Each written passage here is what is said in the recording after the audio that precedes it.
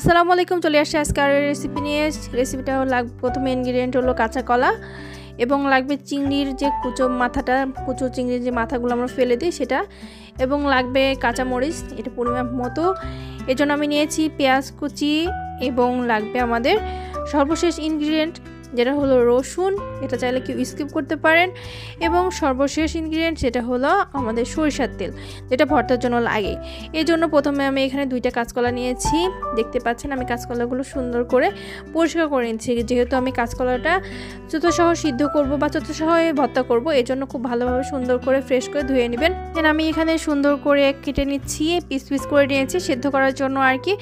আমি একটা কলার মধ্যে 3টা করে ফালি করে নিয়েছি। এটা আপনারা চাইলে আরও ছোট অথবা বড় করতে পারেন, এটা ডিপেন্ড করবে আপনাদের উপর। তারপরে এই যে আমি এখানে যে পেঁয়াজ আর মরিচ আর যে রসুনটা নিয়েছি সেটা ছিলে এক সাইডে রেখে দিচ্ছি।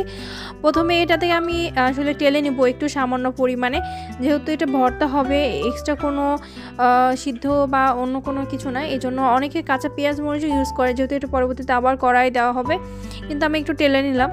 আসলে আমার তেলে নেওয়া যে গন্ধটা সেটা একটু ভালো লাগে। আপনারা চাইলে এটা স্কিপও করতে পারেন, কাঁচাটাও দিতে পারেন। তারপরে সবগুলো একটু লাল হয়ে যাওয়ার পর আমি এখানে তুলে নিচ্ছি। যে দেখতে পাচ্ছেন পেঁয়াজ মরিচ আর রসুনের গাটা এরকম লাল হয়ে গেলে উঠাই নেবেন। এই যে এরকম একটা পর্যায়ে আমি উঠিয়ে নিয়েছি। দেন আমি এই পর্যায়ে এই যে মাথাগুলো, চিংড়ির যে মাথাগুলো, এখানে কোনো কিন্তু চিংড়ি নাই। চিংড়ি মাথাগুলো আসলে আমার ফেলে দিতে ইচ্ছা করে না। চিংড়ি যত টাকা কেজি, আসলে 300, আমাদের এখানে এদিকে রাজশাহীতে 300 টাকা করে কেজি নিয়েছে। তারপরে আমি চিংড়ি মাথাগুলো খুব ফ্রেশভাবে ধুয়ে নেবেন, কারণ মাথাতে অনেক ময়লা থাকে। আর যেহেতু কুচো চিংড়িতে আরও বেশি ময়লা থাকে, সেটা ধোয়ার পরে এই যে এখানে আমি কড়াইতে দিয়ে দিয়েছি। সামান্য একটু তেল ছিল কড়াইতে, তেলের মধ্যে এখানে হলুদ এবং লবণ দিয়ে মাথাগুলো জাস্ট একটু ফ্রাই করে নেবেন, কারণ মাথা তো আর খালি দেওয়া যাবে না, একটু গন্ধ করবে। এজন্য একটু চিংড়ি মাছটা খুব ফ্রাই করতে সময় লাগে না, এই জন্য 2 মিনিটের মধ্যে আমার এখানে ফ্রাই করা হয়ে যাবে।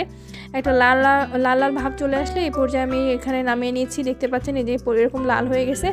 এখানে আমি চিংড়িটা আলাদা করে নামিয়ে নেওয়ার পরে এবার আমি চলে যাব যে কলাটা আমি কেটে রেখেছিলাম সেটার জন্য। তারপরে একটু পটে পানি নেওয়ার পরে এখানে আমি 1 চামচ লবণ দিয়ে দিয়েছি। লবণ দিলে আসলে সব কিছু সবজি সিদ্ধ হতে একটু সময় তাড়াতাড়ি করে হয়ে যায় জন্য। তারপরে এই যে এই পর্যায়ে দেখতেছি আমি 3 থেকে 5 মিনিটের মধ্যে আমার কলাটা সিদ্ধ হয়ে গেছে, যেহেতু আমার কলাটা অনেক ফ্রেশ ছিল এবং ছোট ছিল। তারপরে কলার পানিগুলো ফেলে দেওয়ার পরে ঠান্ডা হওয়ার পরে আমি এইভাবে গ্রাইন্ডারে নিয়ে নিয়েছি। আমি এখানে আসলে গ্রাইন্ডারে আমার ছোটো ছিল, যার কারণে আমি 2বারে দিয়ে দিয়েছি। তারপরে এই যে দেখতে পাচ্ছেন 3টা কলা, আর এখানে পেঁয়াজ রসুন আর মরিচটা দিয়েছি, আর এখানে মাথায় সামান্য একটু পরিমাণে দিয়ে আমি এখানে ব্লেন্ড করে নিচ্ছি। দেখতে পাচ্ছেন এই যে ব্লেন্ডারে একটু খুবই 2বার ঘোরালে খুব একটা পেস্ট হবে, এই যে এরকম পেস্ট করে নেবেন। এই যে দেখতে পাচ্ছেন আমার তো এত সুন্দর একটা ফ্লেভার আসছিল, গন্ধ হইতে খেতে ইচ্ছা করছিল। যারা একটু ভর্তা লাভা তারা হয়তো দেখতে পাচ্ছেন কতটা সুন্দর একটা কালার চলে আসছে ভর্তার। এ পর্যায়ে আমি জাস্ট একটা তেল হাতে মেখে দিলে হবে, কিন্তু আমি একটু কড়াইতে দিয়েছি জাস্ট একটু গরম করে নিয়ে, যেহেতু মাথাটা ছিল চিংড়ির গন্ধটা যাতে না করে, অনেকে চিংড়ি গন্ধটা সহ্য করতে পারে না। এই যে দেখতে পাচ্ছেন এখানে আমি যে সরিষার তেলটা ইউজ করেছি তার সাথে আমি ভর্তার যে পেস্টটা ছিল সেটা খুব ভালোভাবে মিশিয়ে নিচ্ছি।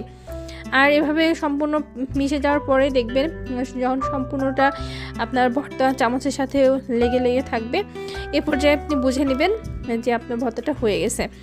একটু পরে দেখবেন আমার ভর্তাটা কেমন সুন্দর করে এক পাশে জটলা পাকবে।